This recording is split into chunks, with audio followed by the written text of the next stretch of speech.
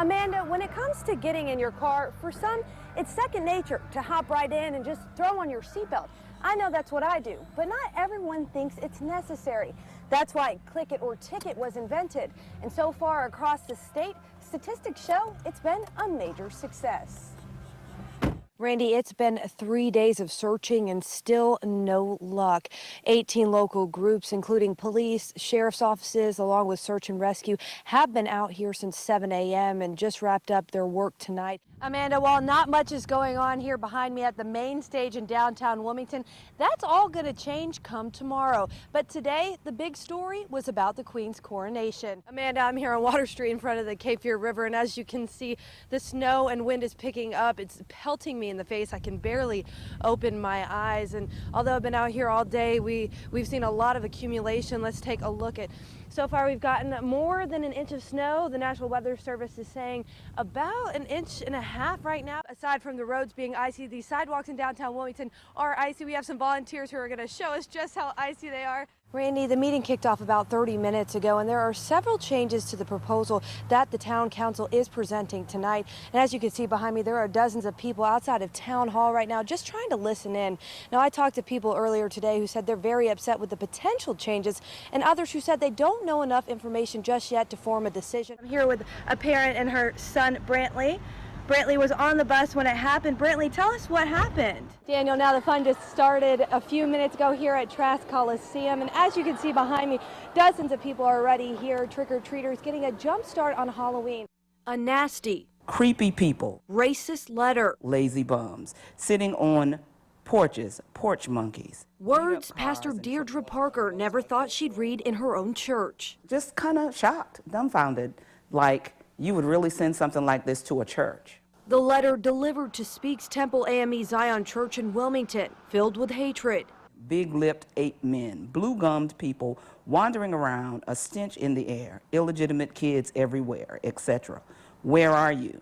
And the answer, I don't even want to read it. The first thing that went through Pastor Parker's mind, besides anger, was fear. You know, it made me start to think about what happened in Charleston.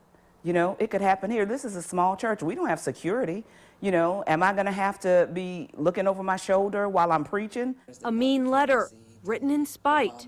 I see racism every day, but there are two places where you feel like you'll be safe from that, and that's at home and in church.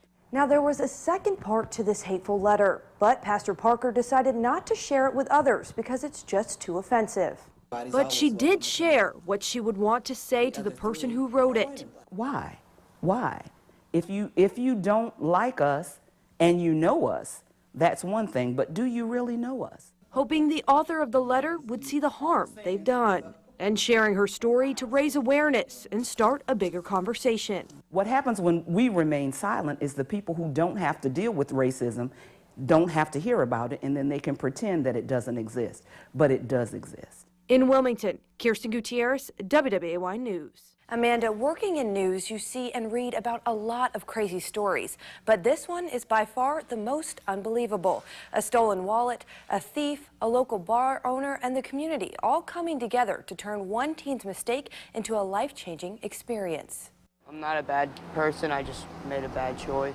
A bad choice that could have landed 17-year-old Rivers Prather behind bars. I definitely didn't want to go to jail for 15 years on felony charges. While on vacation from New Mexico, a woman stopped by Jimmy's bar at Wrightsville Beach. But as she headed home, she realized she didn't have everything she came with. She had lost her wallet and with her ring in it, and she had to fly out the next day, and her wedding ring was in there, so she was just frantic, didn't really care about the money in it or anything else. So bar owner Jimmy Gutierrez began searching. When he didn't find it in the bar, he turned to surveillance video, where he saw Prather on the bench where the woman was last seen. I saw the wallet, and I took the money out, and I mean, the first thing I did was go and buy a sandwich with it. When Gutierrez went to Facebook to find the boy, Prather came forward. You know, I still kind of didn't believe that his story was he took the cash out because he hadn't eaten in 2 days, and he saw the ring in the wallet, and he threw it off the public docks into the water. When I found out there was a wedding ring in there, I wanted to get it back to the person because a wedding ring is a special thing that really no one should have to worry about losing. So Gutierrez asked the Wrightsville Beach diving team for help. He was homeless, sleeping out by the park, and I felt bad for him. I didn't want him to get arrested. Like I said, he was just a boy. So I said, "Are you 100% sure that ring was in there?" He said, "Yeah." So I'm going to hire some divers. Prather threw a rock where he threw the wallet, and after a while of searching, The water right there. Sure enough, they came back up 5 minutes later with the wallet.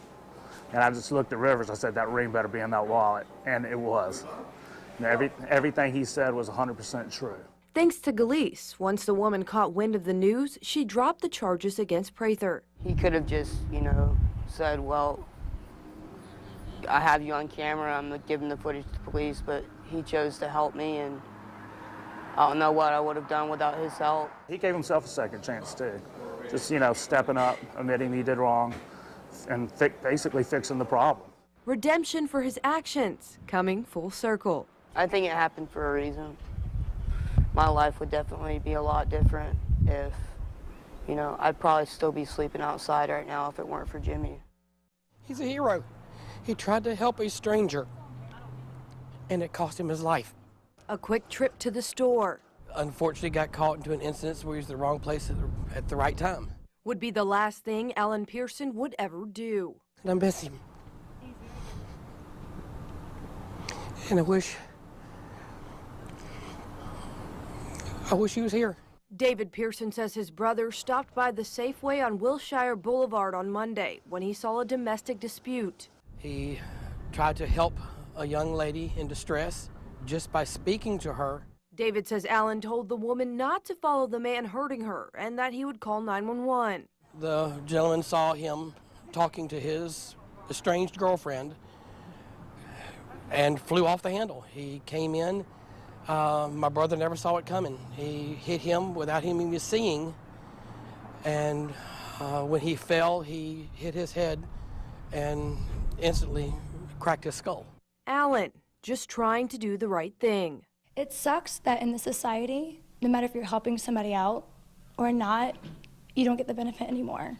Just for him to help somebody out and get killed over it, what's going on with our society? The man accused of beating Alan, Hakeem Sanders. He's charged with assault inflicting serious injury. In court, the judge raised his bond to $1 million because the prosecution said more charges are expected. It's just a scary dream, but in God's hands, I believe that as a family, we will one day be able to forgive him. Alan's family says he was a kind, fun, loving person who would do anything for anyone. Domestic violence is an issue. It's a problem. And until people who continue to abuse others are taken control of, this is what it leads to. In Wilmington, Kirsten Gutierrez, WWAY News.